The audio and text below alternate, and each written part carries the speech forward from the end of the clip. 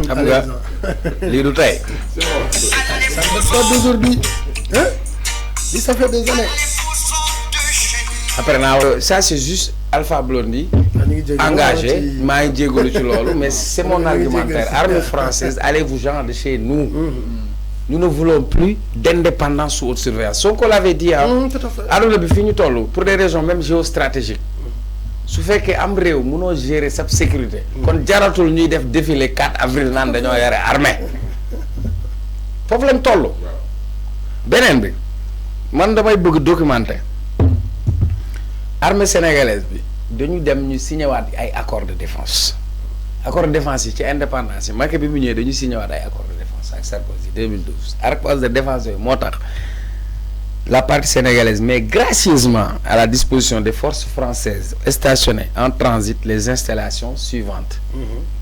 Le camp de Ouakam, la station d'émission interarmée de Rufisque, le parc de Hann. La partie sénégalaise met gracieusement à la disposition des forces françaises stationnées en transit. Dinaa ñëw ak yow aéroport Léopold Sédar Senghor partie militaire. Celle des emprises de la base navale, forces armées sénégalaises occupées par les forces françaises, unité marine, direction des travaux, direction interarmée du service de santé des armées, centre médical interarmé et poste protection sécurité défense. La partie sénégalaise ñëwaat jox leen ay dëkkuwaay, les villas d'autorité de la Pointe de la Rade, les logements de la cité Saint-Exupéry, les logements de l'unité marine, les logements du camp de Ouakam, les logements du parc Hann, les logements de la station d'émission interarmée de Rufisque.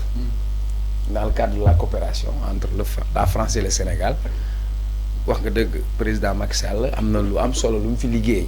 te man dama ko koy nangul et dama ko ci félicité bi ñu koy inauguré fekkeewu ko mooy haute école d'études stratégiques des armées bi Diomaye présidé woon.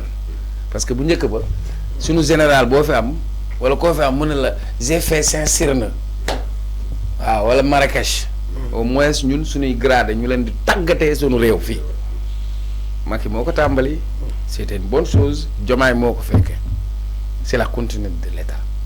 Je n'ai rien contre la France dem naa France demati France demaat France mën naa fa demaat du problème mais tey est-ce que xel nangu na. Tu as raison, Abdoulaye Wade avec son courage politique a dégagé Bolloré pour amener Dubaï pour eux. Aduna bi tey tollatuñu foo xam ne dañu am benn modèle économique de coopération bilatérale ci France bi nga xamante ni man waxuma ko déggool moo ne la France n'a pas l'État n'a pas d'amis, elle n'a que des intérêts. Ce sont ces intérêts géostratégiques et géoparticuliers qui ont fait que la position géographique du Sénégal a permis à la France muy intervenir à partir du Sénégal pour dem au Mali. Ce qui s'est passé au Mali, c'est la France.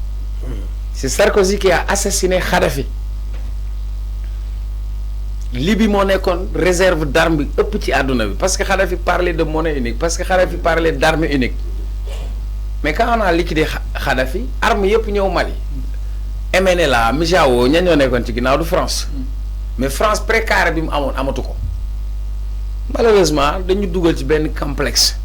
Moi je te dis Ablaye entre Sénégalais moi je suis pas fier dégg ay Pincetou Vokora Lion Rouge c'est symbole franc-maçonnique la moi je préfère écouter le Tara Gandawaale Madina moi je préfère déglu Junjung Sessine moi je préfère déglu ñaani bañ na parce que bàkkum réew dafa ma war a raisonner mais ñu dugal ñu ci bureaucratie française boobu même seen école bi ñu am ñun nii ce n'est pas une école sénégalaise c'est une école française au Sénégal. C'est ça la vérité.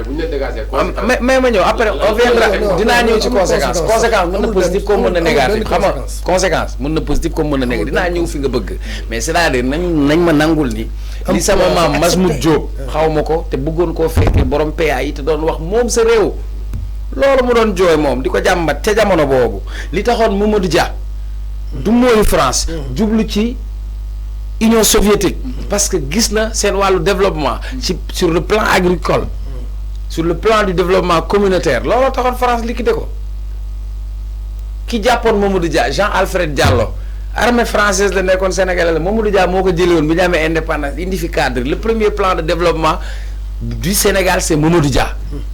Vous pensez que l'élimination de Mamadou Dia c'est un hasard parce qu'il ne faisait pas l'affaire de la France mais ñi reconnaître qu'ils ont eu le courage Ablaye tu es là yaa ma njëkk a juddu mosoo fee dégg leader politique bu ñemee taxaw attaqué CFA ku ko fi def dañ laa faat c'est vieux Olympio bi mu ko defee dañ koo boobu Thomas Sankara bi mu toogee keroog am at yi Diomaye am mu toog ci wetu Mitterrand tenir discours de vérité et de courage dañ koo liquider kaka rayoon Compaoré bi ñu koy rëccal waa France ko rëccal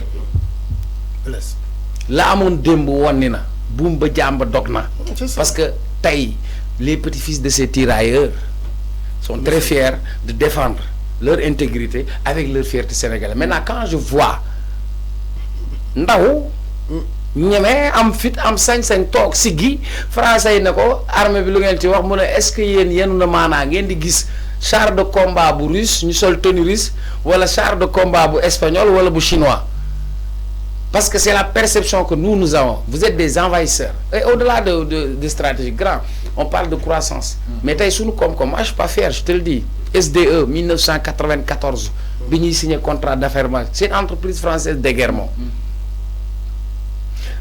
ndox mi ñuy naan Suez directrice ab tubaab la woon les français tubaab yi ñuul la ñu indi total léegi dañuy changer yow tu me parles de BTP dans le secteur de BTP ce que Eiffage gagne sénégalais baarataal mënu koo gagner. non baarataal kay. oui mais ce que Aliou Ardo Sow a pu réaliser baarataal mën a dem Gambie ñu mën a dem feneen mënuñu ko renforcer ñun mais ñun.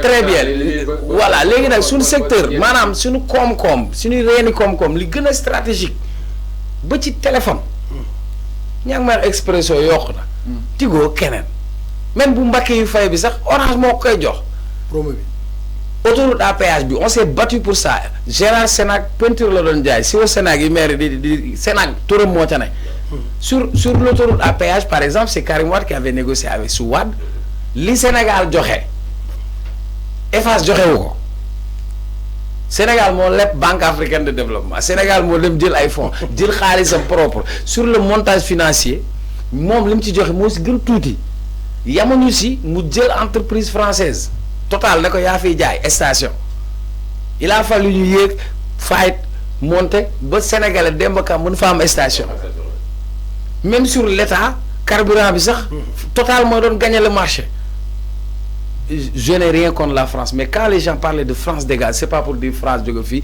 mais c'était pour dire que dañu bëgg véritablement nag moom suñu bopp te nag réew moo xam ni mënoo yor sa waaw léegi préparé waaw mais même ma ñëw moo tax mais nangul mais pas maintenant bi Diomaye ba tey waxul maintenant de dégg nga tubaab dañ ko laaj. Diomaye li ne ci pays. waa xaar waaw non bul génn gaam xoolal bul ma yóbbu foofu. xam nga man. yàlla def na man yàlla def na. maa la gën a bokk ak Macky Sall ndax sama mag la. sama maam lañ ko tuddee Macky Gassama sama maam la. gouvernement Macky Sall samay mag rek a ci ne. ñu ma bokkal deret. moi j'ai pas un problème man benn mbir laa far Sénégal. grand ni may wax ak yow ni sama papa dama ne ko li ma gën a sama papa li ma gën a neex mooy lan ma tuddee Cheikh Omar Foutiyou Tall ce que la France a fait au Sénégal fédère ba université Pire bi nga xamante ni ñoom Thierno Souleymane Baal fa lañ jàngi da koo taal. man ki ma gën a bëgg la jël xaara université li ñuy wax Jéeri Joor Ndeel xale yi dee leen déglu Samba Jabari Samb mu naan boobu baa nga France yàpp waa nga Thiès parce que dañu bëggoon toroxal jàpp ñu jaam di ñu noot.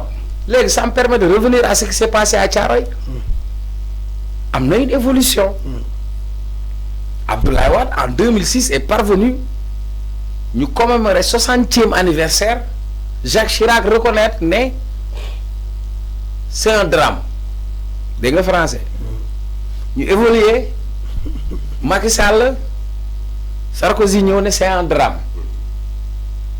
jàppal bu baax baati ma lay wax 2020 Macky Sall Macron la chose évolue Macron ne c'est une tragédie tey ñu ne c'est un massacre. accepter ne c'est un massacre ba pare accepter ne c'est un massacre. accepter que am na. kon déjà c'est un pas décisif qu'on a marqué pour la restauration de la vérité. à Thiaroye Fallou il y a eu des fosses communes. Fallou moi j'habite en banlieue fa lañ doon foowee. ñu bëri suñu xamee bi film bi mooy Ousmane Sembène France daf ko censuré woon.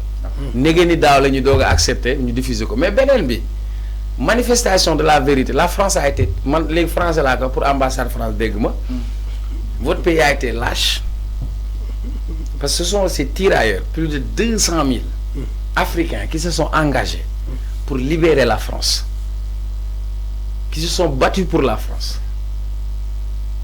La meilleure façon de les rétribuer, c'est de les assassiner lâchement ce 1er décembre 1944. Maintenant, quand Diomaye ñëw ne bis boobu dañ koy mandargal màggal ko ñu bind ko ci sunu taarixum réew fexe ñafe barke alxuraan kii naa ko may ñetteelu tukulóor parce que tey jaam tuuti na waaye dangar jàng ci Macky Sall nag fii la demoon naan les Français sont nos amis même les tirailleurs après les repas des Français ils nous donnaient des desserts pour moi c'est une insulte grand jàmbaar man wax la de fii di fierté sénégalaise bi daw fii billaahi la man ci conséquence bi léegi moo wax la conséquence positive xam nga la mooy la conséquence très bien quelle est la conséquence de la présence de l'armée française au Mali?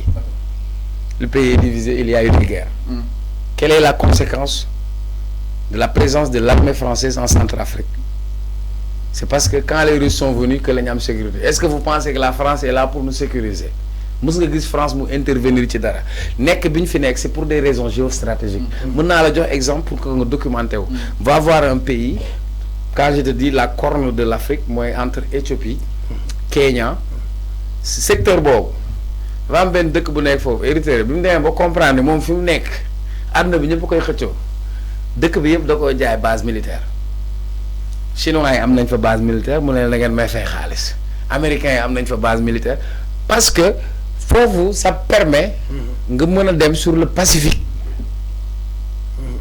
Donc les puissances internationales ils ont besoin de ça quand l'Érythrée a compris que tout le monde a besoin de ça mu ubbi son marché ku ñëw da ngay signer pour nga am mais léegi sur le plan de la sécurité tu as parfaitement raison tey y a des défis sécuritaires qui nous interpellent nos frontières sont poreuses soo xoolee sur les budgets du Sénégal en termes de renforcement militaire Macky Sall a beaucoup travaillé sur l'équipement sur le renforcement ça il faut le dire même sur la question de la Casamance il a beaucoup travaillé sur ça et d'ailleurs moi je le félicite parce que tout simplement Yaya Jammeh bi ñu doon fontoo doon utiliser la crise casamançaise ba MFDC doon fa replier wu Macky a déboulonné Yaya Jammeh Guinée-Bissau c'était pas stable Macky nous a permis d'avoir un allié sûr au Sénégal gis nga Diomaye bi mu demee Embalo di ko làqatu couleur ne dafa rafetlu digganteem ak Diomaye donc Sénégal am na liggéey bu am solo bu ñu war a gën a def mooy tey en matière d'équipement en matière de sécurité en matière de renseignement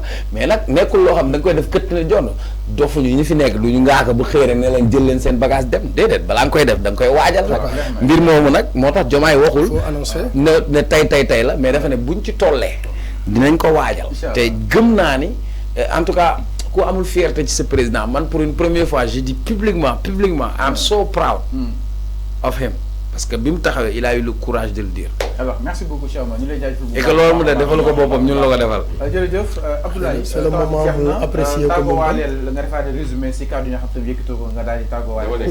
dama ne Diomaye Faye la su dee mën a toog France président Diomaye Faye. xam ne armée française mën na fi jógee. ci koo xam ne dafa ko sax orientation budgétaire nga ñemee ko wax sa successeur bi nga remplacé daf la préparé loo xam ne am nga lu tey lu dëgër. pour mën a def loolu.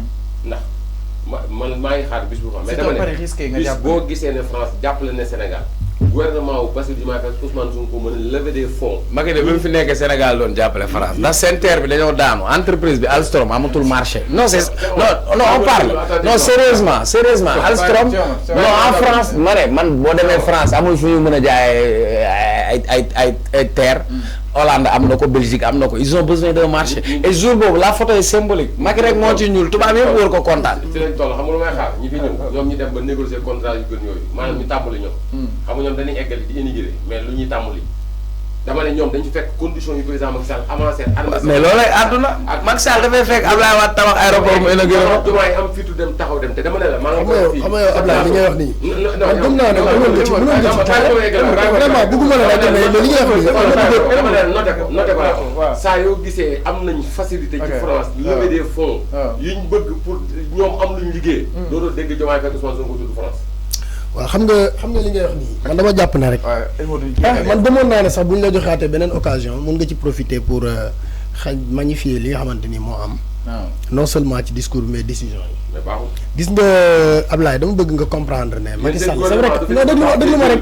du suñu gouvernement. s'il te plaît ñoo ko bokk ndax ñoo leen gouvernement. parce que xoolal non xaar rek xaar loolu aussi dina am lu ma ci leeral mais li ma bëgg a wax mooy. Sonko fi la nekk Ablaye pour mu ne da ngay déglu da ngay déglu li ngay def mu dàqoo ko kenn mais bu ma la dagg dama lay relancer bàyyi la nga dem li ngay wax nii dàqoo ko kenn merci léegi ma wax la Macky Sall dafa ñëw di yeggali li fi président Ablaye Wade defoon. L'État est une continuité.